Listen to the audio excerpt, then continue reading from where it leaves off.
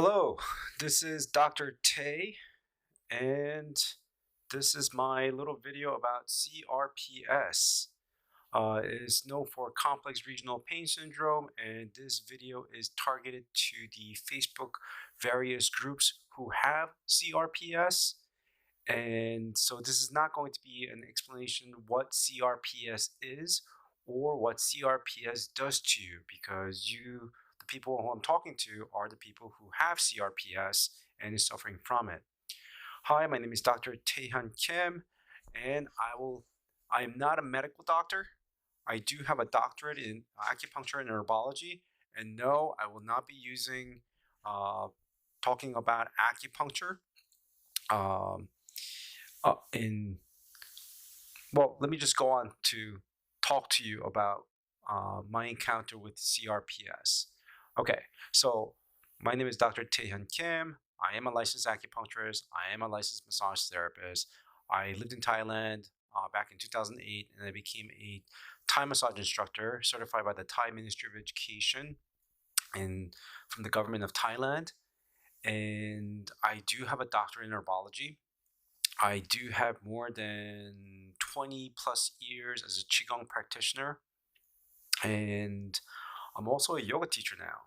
And I have numerous certifications that I will not get into in nutrition and various sorts, but one of them is I do have a certification in QEEG where I brain map people and find out what is going on with their brain, and I provide neurofeedback services to treat things like ADHD, depression, etc. And I am also a higher brain living facilitator that I'm no longer certified in, but I just want to mention that because it's important for you guys to know about that. All right, my CRPS story. Okay, so not due to HIPAA, I will not be talking about her name, but she has agreed to me on email that she will get on a video like this where I talk to her maybe through Zoom for about 45 minutes and have her talk to you about this little story. So, Kate, if you're watching this, hi. That's all I mentioned. I won't reveal your full name, etc.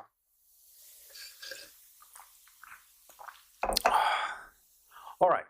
So, someone I know asked me to look into CRPS, and after looking into CRPS, I thought, do I know how to treat this?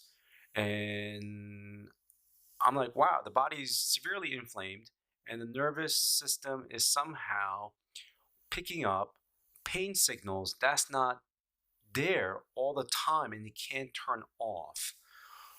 So I thought to myself, how would I go about treating this? And one of them was not using acupuncture because that would cause more pain.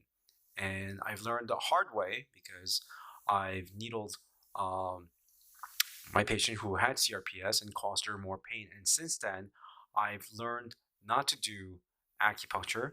So if you're watching this and you have CRPS and you're thinking about coming to see me, no, I will not be using acupuncture on you at all. And patient came to my office. I did my treatment, and I'm going to explain what is it that I did. And apparently she told me she felt a lot better. That was better than her some of the conventional treatments that she was going through, and she sent me a lot of information about why I should continue to somehow reach out to the CRPS community and offer treatments like this because one, the cost effectiveness, two, what I'm able to do for people with CRPS, and I thought, whatever. And then my practice is so busy, I really didn't get a chance around it. And the more I thought about CRPS, I'm like, okay, I only have one sample of one patient whom I really helped, who is telling me all of these great things. And later on, I met some other CRPS patients who told me that they're doing so many things and how expensive it was to get these treatments, yet there is no help for them. So this kind of sat down with me in my spirit and my soul, I guess, as a person. And I started realizing, okay, this is an underserved population, and perhaps the culmination of all my training over the years can perhaps really help people. All right, and so here we are. About a month ago, I posted up on the CRPS Facebook groups that I've joined, and I posted a few things, and some people were interested. And then the 4th of July weekend happened, and here I am. All right, how I treated her.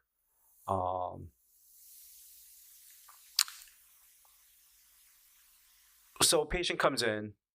The first thing I do is have the patient go face down on the table, on the massage table, and they're face down, and I use my thumb to touch the tailbone, the very end of the tailbone, and it's a light touch technique where I flick it.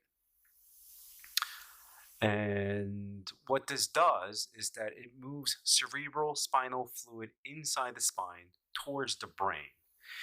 And when the cerebral spinal fluid goes into the brain, blood metabolism and energy takes place and activates this prefrontal cortex of the brain. And the prefrontal cortex, compared to the rest of the brain, is, in simple terms, the entire brain is hardwired for the 5 survival mechanisms, which is fight, flight, freeze, fornicate, and hoarding mechanisms. And around these things, the brain is hardwired to have stress, have worrying, have anxiety, so that the person who's connected to the brain is able to eat, sleep, poo, and survive, and procreate, and go shopping so that they can survive. And what this does is activate the prefrontal cortex. It's the human part of the brain that we possess the way no other animals do.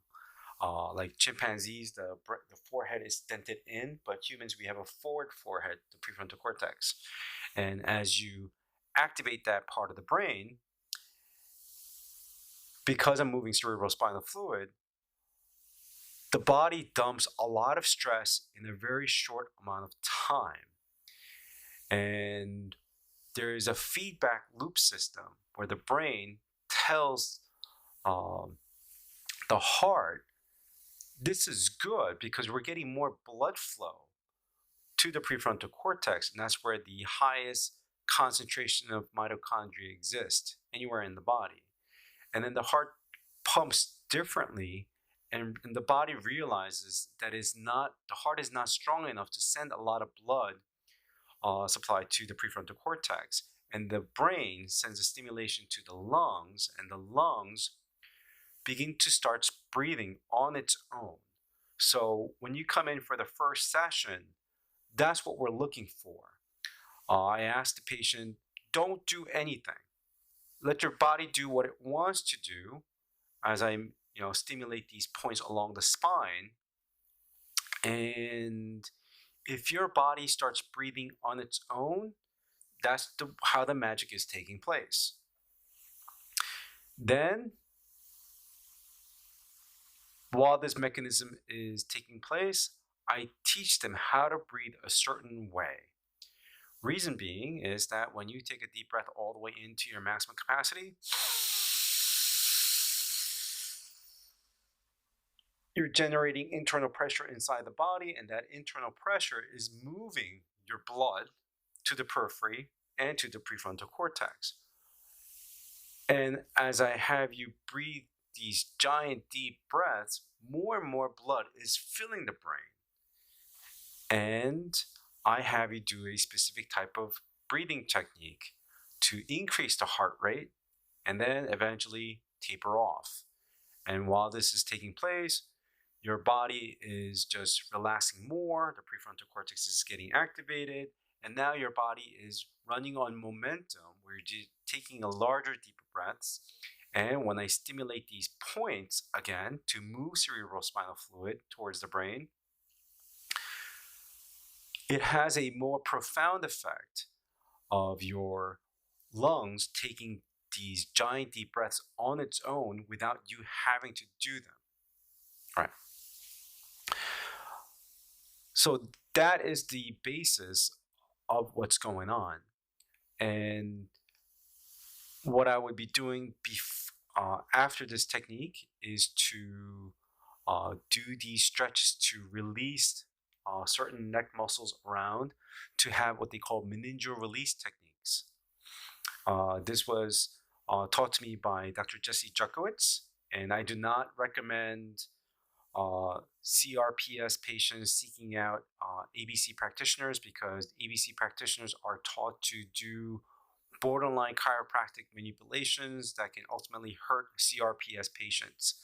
And so when I did it to uh, Kate, I did it in a very slow breathing, meningeal release, very gentle, super gentle ways to do this.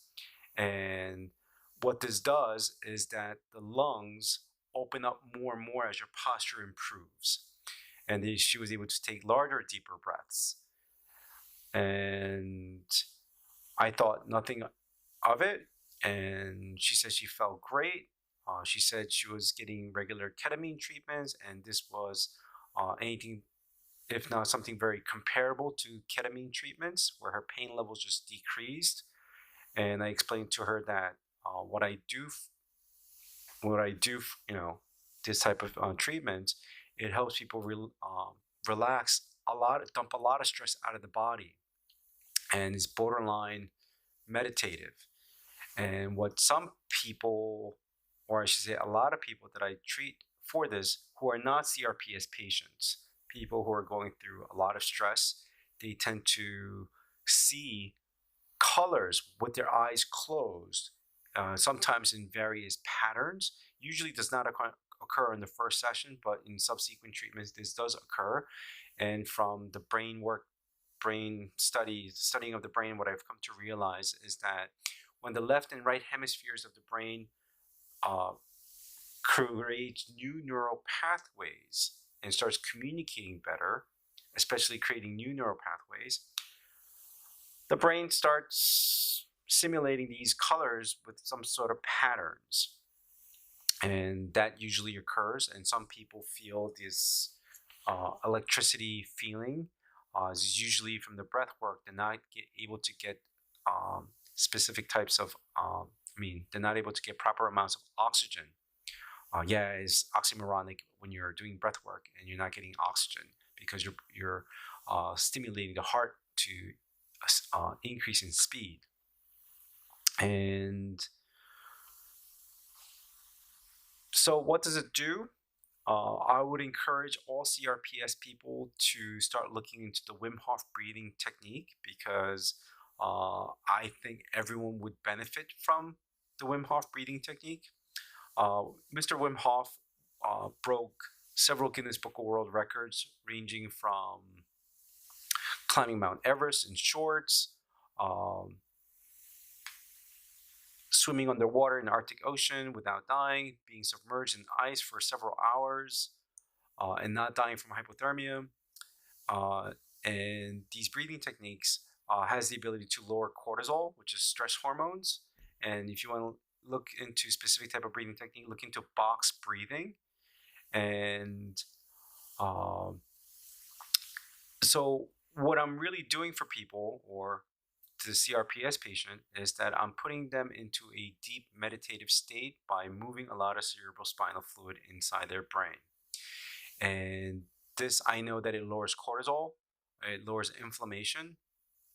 Um, it allows the body to breathe better. And when you breathe better, you're able to dump a lot of stress because when you take a deep breath into your maximum capacity and slowly breathe out, you're allowing the body to relax and decompress on the exhale. And because your breathing is so much deeper, you're able to dump a lot of stress in a very short amount of time, which ultimately teaches the brain to be in a less fight or flight mode, in which that's what I thought would help CRPS patients, and it did. My sample size of treating this one person is just one. So what I'm currently looking for is I'm looking for a handful of people. I have about 5 tables, so I'm only. It's a lot of work on my end, but I am curious to see if what I'm doing can actually help people, and it would take me a lot of time and effort to go about um, helping these people. So my office is in Manhasset in Nassau County. So if you're nearby or willing to get here once a week, I'm willing to put in, I believe, Saturday afternoons to do these sessions.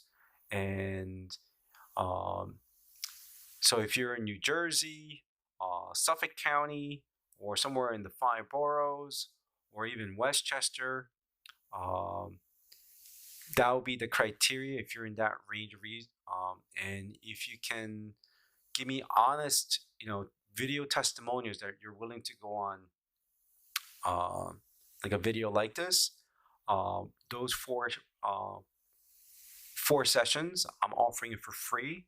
All I ask in return is an honest video testimonials about your pain scale and your experiences in doing so.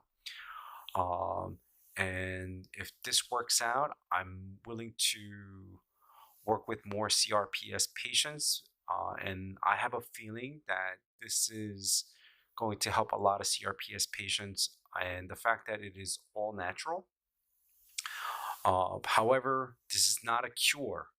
And if I'm able to help one person to the point where they don't have to take medication or get them out of CRPS, I would be thrilled and happy. And but I'm not I'm not promising that. Uh, but I am pretty confident that what I'm doing will help people, and it's not going to hurt them. Uh, Three is that I want to know to what extent will everyone that I work on have the effect that Kate is talking about. So if it derives a similar result, I'd be very interested in finding out. And some people on Facebook have asked me, um, what is it that I'm doing? Is it a modality? To be honest with you, the closest thing to what I'm doing, it's a culmination of various different modalities. One of them is called higher brain living, which is a technique derived from network spinal analysis, where they were moving cerebrospinal fluid. But I learned the higher brain living version where they teach the breath work. And I combine that with advanced biostructural corrections to release the meninges in a very gentle way, along with breath work that I've learned in my yogic and practices. And I don't know anyone who does it in this combination. So it's hard for me to say, yeah, go see these people and they know how to do it. There is a rather big learning curve, and some of these techniques are very, very expensive to learn. Um, and I was able to afford uh, this type of education, one because I'm a nut job and I like learning these things. Um, but that's pretty much it. So um, I'm gonna post my. So if you answer on the videos, please watch this video or share it with somebody that you know. I'm looking for people in the CRPS community who live in New York City in the five boroughs, if not Nassau County, Suffolk County, Westchester, uh, Jersey, who's willing to come out here on Saturday afternoons. I'm willing to take on 5 patients, if not 6. And basically, you would be here, and I'll provide a 1 hour, about 90-minute sessions, and it will take at the same time. And hopefully, you'll keep a log of what's going on in terms of pain scale, where you guys are at, and keeping a journal and doing a video like this. And hopefully, this will help the 5 people, if not more people in the years to come. All right. Thank you very much and have a nice day. And hit the like button and comment what you guys think. And if you guys have any questions, post them on, and I will try to answer those questions. And more so, on the next video, I'm gonna send this video to my friend Kate, and hopefully, her and I will schedule a time to talk about, and you get to hear from what she has experienced with my technique, and take it from there. All right. Take care. Bye bye.